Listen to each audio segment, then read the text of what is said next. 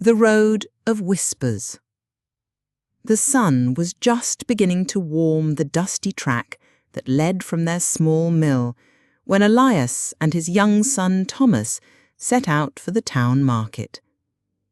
Between them trotted Jasper, their gentle grey donkey, his ears twitching at the sounds of the waking countryside. They were not going to the market to buy, but to sell. The winter had been harsh, and Elias needed a good price for the donkey to buy seed for the spring planting. It was a heavy decision, and he walked with a thoughtful silence, his hand occasionally resting on Jasper's sturdy back. They had not been walking for more than half an hour when they passed a farmer leaning on a stile, surveying his fields. The farmer watched them approach, his eyes narrowed in a practical, no-nonsense way. "Good morning to you," he called out, his voice gruff. "But you must be fools. What is a fine donkey like that for, if not to ride upon? You'll wear out your own boots before you reach the town." Elias paused. The farmer's words made sense. He looked at Thomas, whose small legs were already kicking up dust to keep pace. He felt a pang of fatherly concern. "He's right, son," Elias said, ruffling Thomas's hair. "Up you get. Give your legs a rest." He lifted Thomas onto Jasper's back, and the boy sat up tall, beaming at being given such an important job. They continued on their way, Elias feeling that he had made a sensible and kind decision. Soon the single track widened into a proper road, and they passed a group of stern-faced merchants gathered outside a roadside inn. They stopped their conversation to watch the trio pass, their gazes lingering on the boy riding the donkey. One of the men, with a grand vest coat and a booming voice, pointed a thick finger at them. "Well, see that now," he declared to his companions. "The youth of today have no respect. See that lazy youngster letting his poor old father walk while he rides in comfort like a lord." Thomas's face burned with shame. He immediately began to slide off, but Elias stopped him. The criticism stung Elias's pride. He didn't want people to think his son was disrespectful or that he was a feeble old man. "It's all right, Thomas," he said, his voice a little strained. "My turn for a ride, I think." He ordered the boy to get off, and feeling awkward and self-conscious, mounted the donkey himself. Thomas, now walking beside him, looked down at his feet, the joy of the journey beginning to fade. They hadn't gone much farther when they came upon two women drawing water from a village well. They straightened up as Elias rode past, wiping their hands on their aprons and watching with disapproving eyes. "Shame on that lazy lout," one of them said to the other, just loud enough for Elias to hear. "Perched up there on his beast, while his poor little son has to trudge through the dust. What kind of a father is that?" Elias's ears grew hot. He felt utterly bewildered. First, he was a fool for walking. Then his son was lazy for riding. Now he was a lout for doing the same. What was a man to do?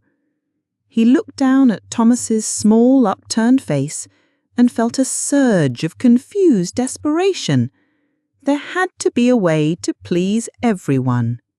"Come on, son," he said, pulling Jasper to a halt. "There's room for two." He reached down and pulled Thomas up to sit in front of him on the donkey's back. It was a tight squeeze, and Jasper shifted uncomfortably beneath their combined weight. But at last, Elias thought, no one could possibly find fault. The father and son were sharing the burden equally. By this time they had reached the bustling outskirts of the market town.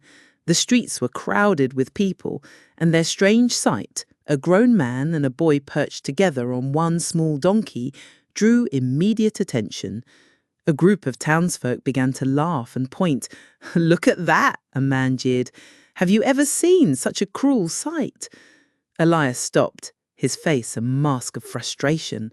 "What are you scoffing at?" he demanded. The man stepped forward, his expression one of mock pity. "Aren't you ashamed of yourselves?" he said, gesturing to the donkey, which was now panting slightly. "The two of you? A hulking man and his great son overloading that poor animal. You have more pity for your shoe leather than for your beast." Mortified, Elias and Thomas scrambled off the donkey's back. They stood in the middle of the street, the sound of laughter and scorn ringing in their ears. They had tried walking, they had tried riding one at a time, and they had tried riding together. Every choice had been wrong. "What do we do now, Father?" Thomas asked, his voice trembling. Elias looked at the donkey, then at the mocking crowd, and a desperate, foolish idea took root in his mind. They couldn't walk beside the donkey, and they couldn't ride it.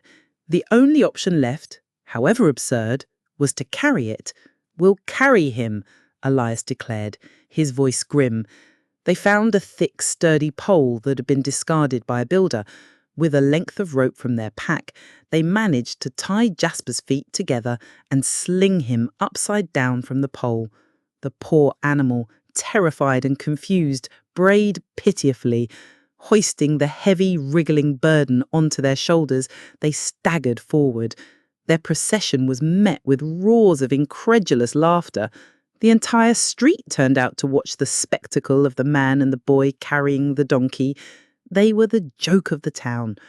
Elias gritted his teeth, his only thought to get to the market square, sell the donkey, and escape this nightmare.